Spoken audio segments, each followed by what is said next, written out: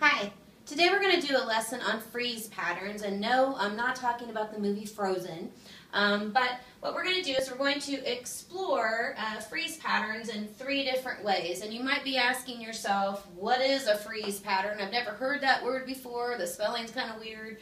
A Frieze pattern is a design made of shapes that are in a line, and I'm going to show you some examples here in a minute.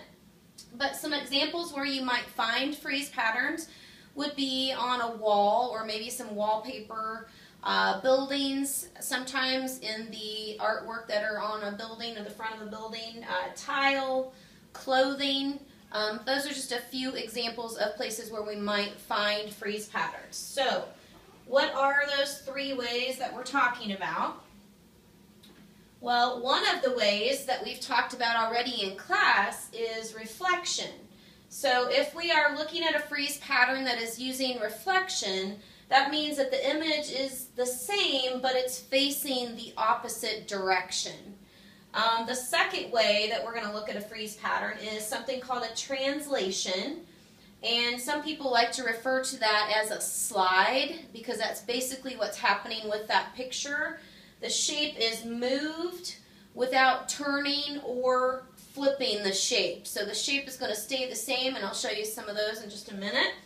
And then our third way is rotation, and that basically is what it sounds like. You are actually turning that shape on a point. It is rotating. If you want to think of a circle, it's rotating around that circle or that point.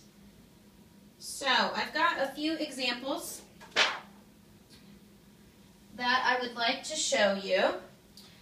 This would be a Frieze pattern that uses a rotation. And what I did with my shapes, I put a point right here up toward the top just so you can see how that shape is actually rotating. So if you look carefully, the shape here to start with, we've got what I would call the top of it facing the top.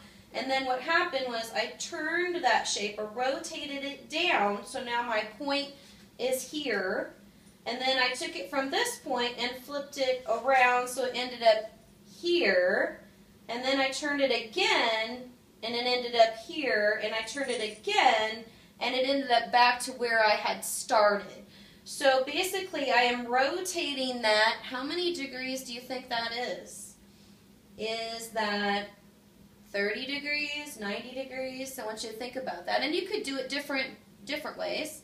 But that's one example of rotation.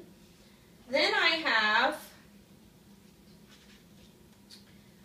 both reflection and translation. And I put these on the same page. So up here at the top, we have reflection, like the pictures that we did in class. So if this were my starting shape, and it's facing the opposite direction on this side, and then it starts over again, and then it faces the opposite direction, and it starts over again, and faces the opposite direction. So this example in yellow would be reflection, okay?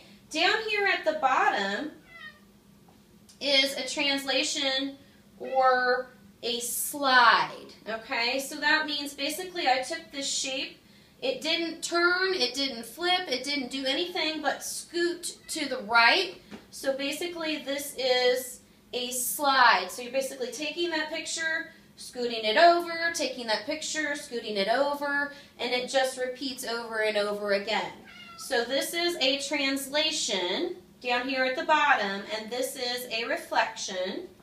And then this was the rotation where the shape actually turned on a point. So I'm going to kind of show you how that would work if I had this letter E. So if I were going to do a rotation, and let's say I wanted to create a design, and this was my starting point, if I am going to do the next picture, it's going to rotate down this way. Again, it's going to stay on that point. And then the next one, it would come down here, and then the next one, it would come here, and then the next time it would be back to the starting position. So that would literally be a rotation, okay? Now, if I were doing a slide and I started a pattern, Then my first picture would look like this. Then I would take that and scoot it over. That would do another one like this, and I'd do another one like this, and so on and so on. So that would be the slide or the translation.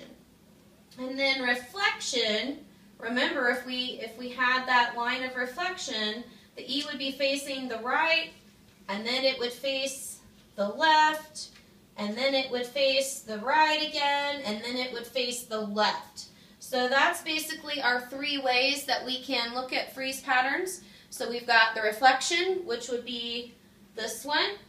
We've got translation, which is our slide going across. And we've got rotation, where that picture is going to maybe start this direction, then the next one might look like this, and then the next one might look like that. So that's our frieze pattern for today. Hopefully that makes sense. We've got some really cool activities that we're going to do in class that are fun if you like to do art and coloring. So anyway, I will see you at school. Toodles!